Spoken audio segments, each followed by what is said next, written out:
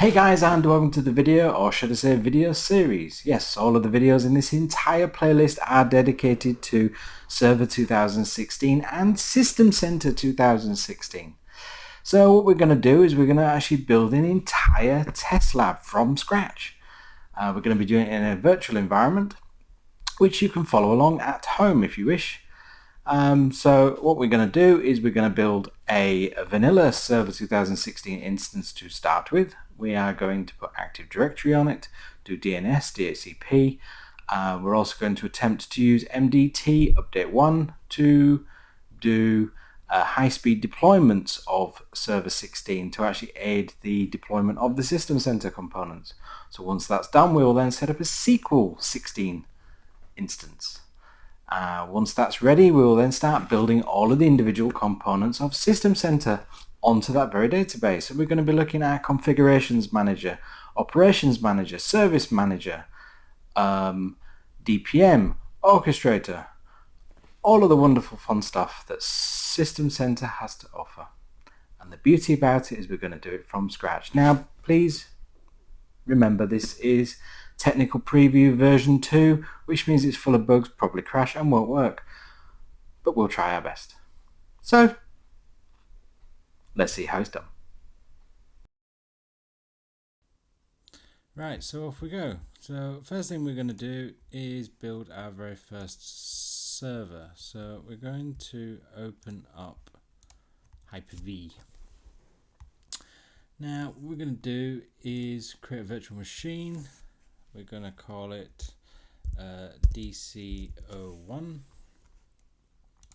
going to store it into a different location and put it into there. Now this is being written out to an SSD. Also the ISOs themselves sit on a different SSD. So the reason for doing that is basically so we get the fastest deployment possible with the least number of fast forwarding. So we'll build it on a Gen 2 VM. We'll assign it 4 GB of RAM because it is only an Active Directory box, so we don't need to go too crazy on the memory. In fact, even 4 gigs probably an overkill, but we'll just do that just to get it going. Select the network. We'll use the standard 127 gig drive because it's dynamically expanding anyway, so it doesn't really matter too much.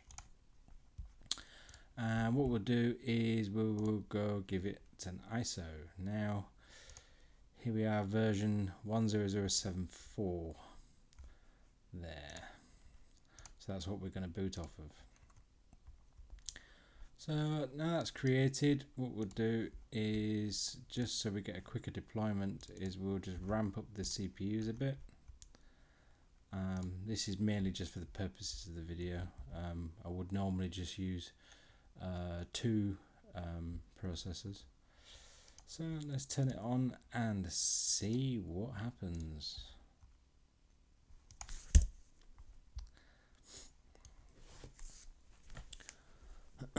So we are booting up into the standard menus, change language to UK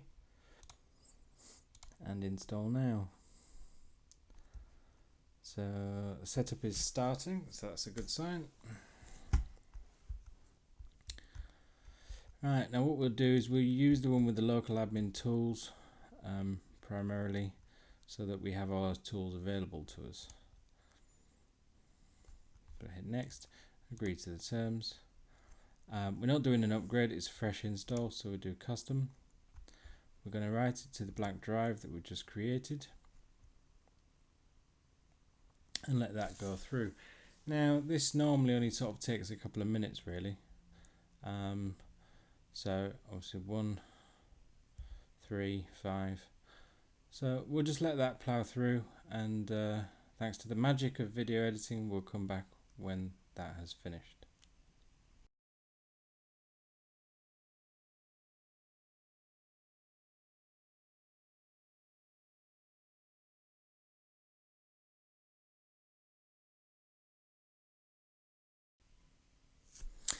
Right guys, so that's now set up, and that's taken literally just a couple of minutes to sort of go through, so that's not too bad. User's password must be changed, so we'll just set a password.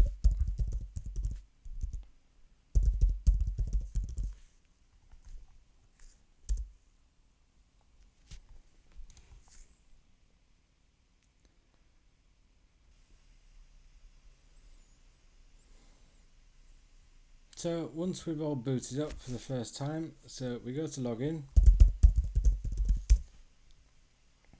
We get presented with a shell box and traditional service manager, which looks the same as Server 2012 R2. Now we've got a few things to do first of all before we install Active Directory. So what you want to do is go to local server. We are going to change the name. Now you can do this on command line, or you can do it in here. So what we'll do first of all is we will set the IP address as static, and the reason being is it's going to be a DHCP box as well as a domain controller. So if you have a DHCP address, domain controllers don't like that. It needs to be static. So what we'll do is we'll just click on that, and that launches this command menu. So what we'll do is we're going to press 8, and we need to select the network interface that we're going to use, which is 1. Then we need to set the network address, which is 1, and we're going to set it to static, so press S for static, and then that asks us for the address, which was what was the one that DHCP gave us? 192.168.1.113. Subnet mask is 255.255.255.0, and the default gateway is 192.168.1.254. The default gateway is the IP address of your router, so this is the way out of your network. So you set that to whatever yours is on your side.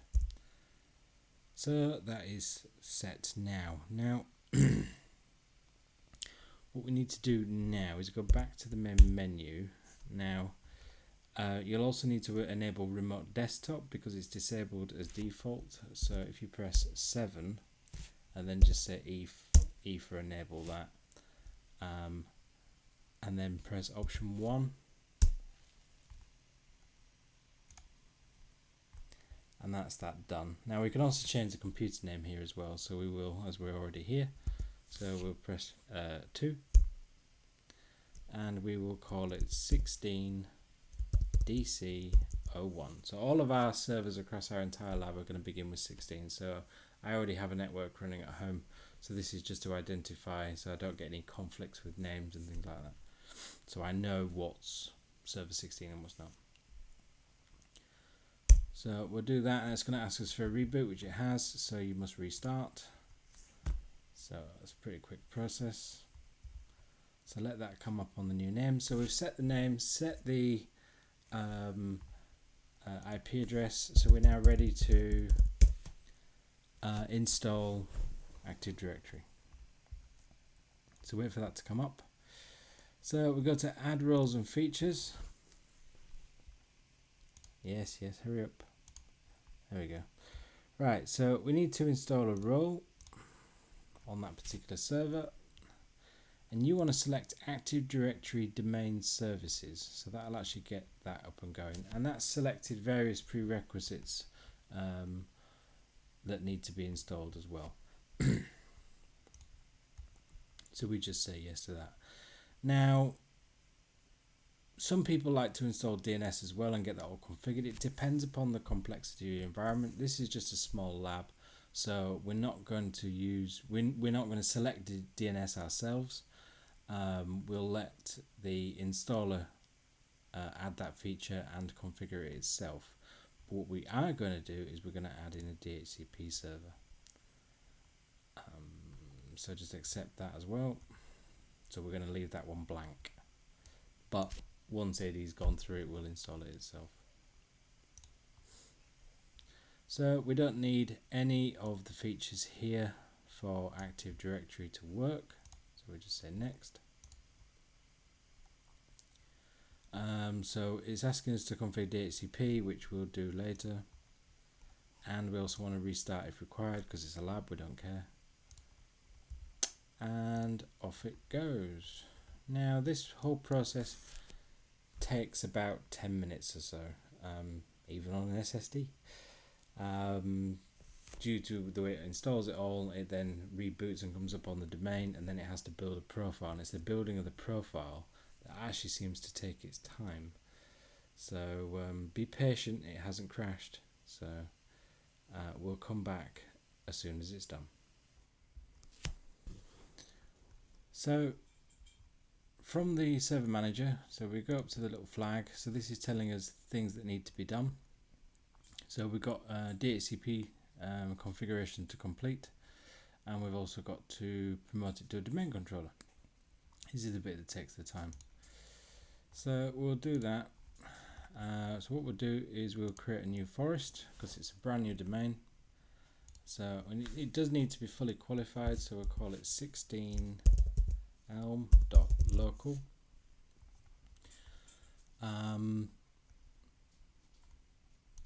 Hit next.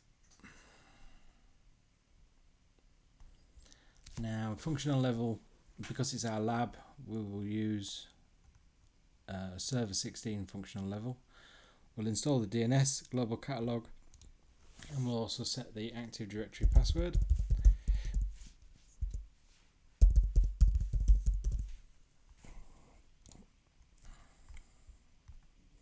Yes, that's fine. So it has to have a little think, and it should pick 16 Elm on its own. And it has, good. Hit next.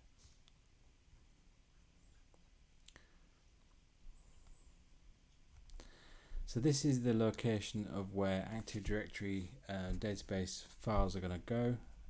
So I'm happy with the defaults, so we'll hit next. And this is just giving us a list, a summary job of what to do. Now, also the beauty of Server 16 is it does PowerShell, so you can replicate the settings, and you can do view script, and it shows you there.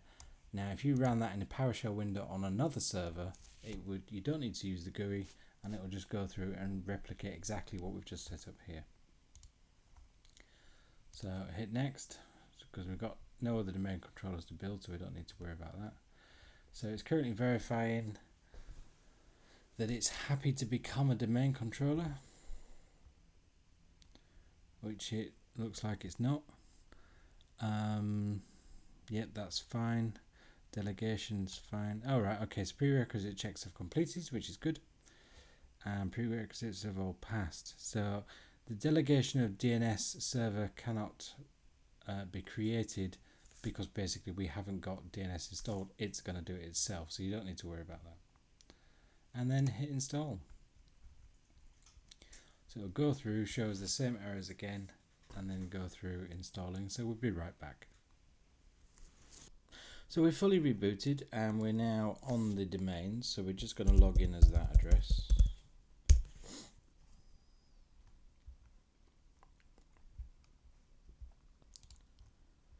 So if we go to local server, we should see we're now part of a domain, 68L local, and our name is correct as well. So the one thing as well, what we'll do is we'll enable Windows Update, which also brings a command box. So there's one thing that we forgot to do before. So we set option 5, and we set to automatic, so press A. Enable automatic updates. Yep, fine. Okay, and then exit that, so 15. Okay, so what have we got left? So we've got to configure DHCP now. Now the reason why we're using DHCP is because we're using it to do deployments later on in the course. If you are just using the system center stuff and you're just using your router to issue IP addresses, then you don't need to do this step. So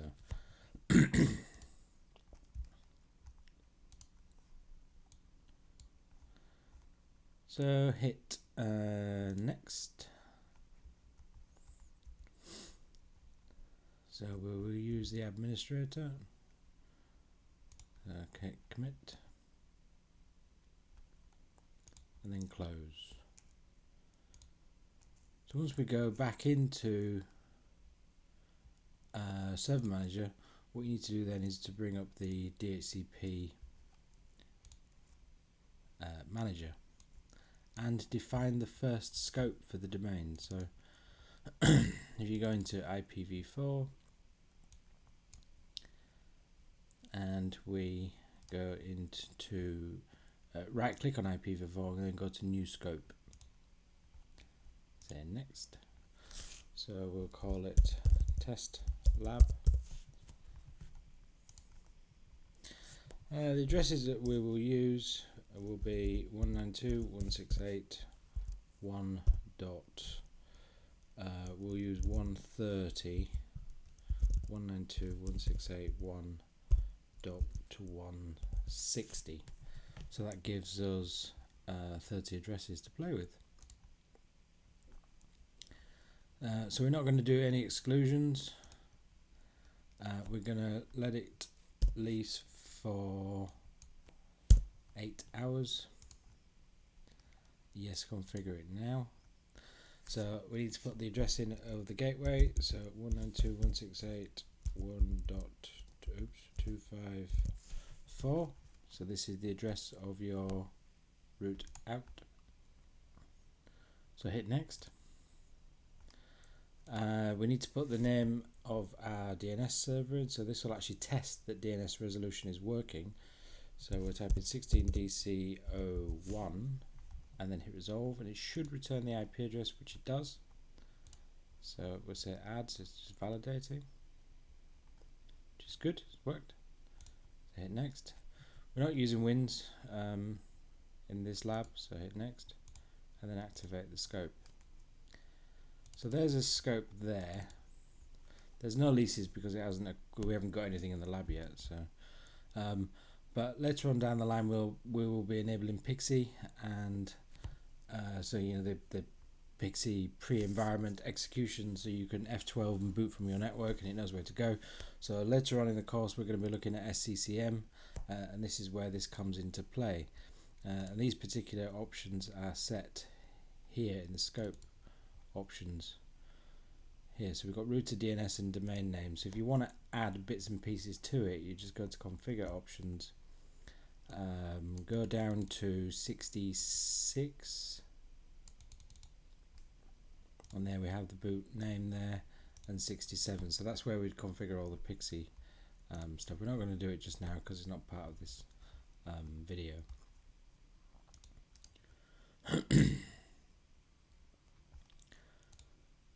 And so we've got 31 addresses available to us, in use none, so that's good. Okay, so what we'll do now that that's running, what we'll do is we'll spin up the next VM for video number 2, because we're going to be building a SQL 16 box.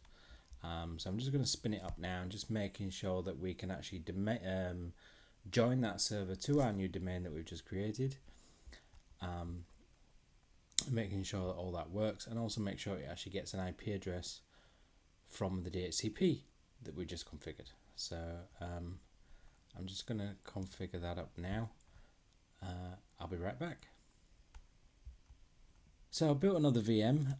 This is going to be our SQL server, which we're going to use in the next video. So we'll just connect to that one and just log into that. Wait for it to bring up the server manager. So what we need to do is just prove that that's pulled an IP address. So DHCP is there, so we'll switch over to our domain controller and log into that. We'll bring up the DHCP manager.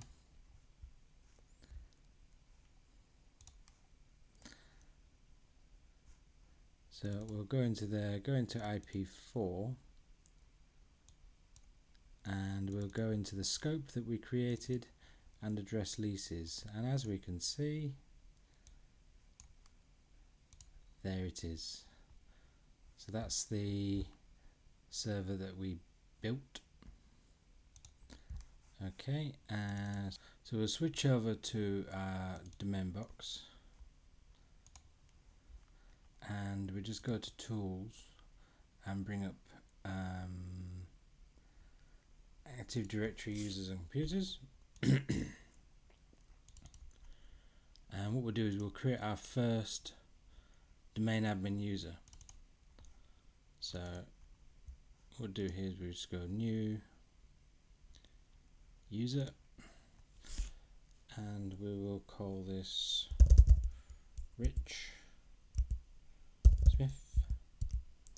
So the username, so we'll call this one Rich Smith. Set the password. Don't change. Oops. Don't change. Cannot change. Never expires. And we'll also create an enterprise admin as well, because we'll need that in later videos to do schema extensions on Active Directory and so forth. So we'll call this Super Rich. So we'll call this Super Rich Smith. That's right, isn't it? Next. Set password.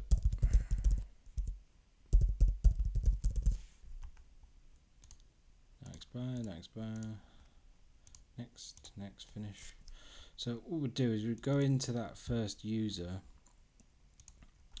We say at the moment it's part of the domain users. We need to make it a domain admin and able to give it privileges across the domain. So we just type in domain add. Should bring it up. There you go. Domain admins. There it is. There. Look. So we hit apply. And for Super Rich, we need to do enterprise admins. So I assume just type in enter. There you go, enterprise admins. And we'll just do that for later on. So what we'll do is we'll swap back over to our SQL box. Go to the workgroup or computer name, whichever. Click on that. Go to change, and we will give it a name, which is SC. Actually, we call it 16 SC SQL 01, and we'll add it to 16 elm.local.